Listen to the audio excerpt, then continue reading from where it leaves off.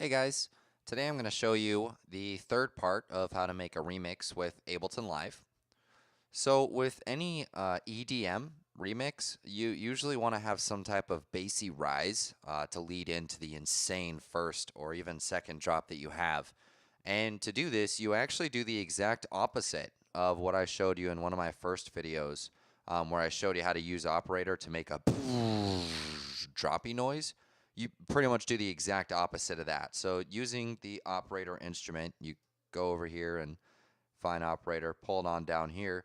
You go to your pitch envelope, and that is the biggest part. The pitch envelope is what adjusts the pitch. You know, by moving this part up, you're going to be having an upward rise. By moving it down, you're going to be having a downward fall. So right now, with me having it drawn out, the decay is at about 12 seconds. It's going to sound something like this.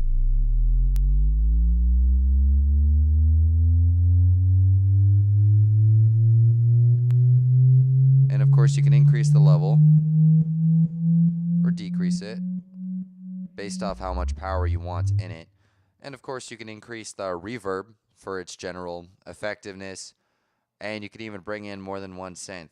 Just make sure that your waves are the same so that it just increased the power. Otherwise, you're going to get this.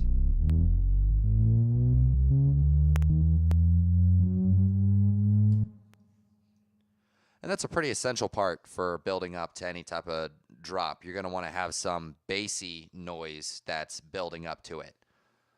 And that is the third part on how to remix a song with Ableton in 30 seconds.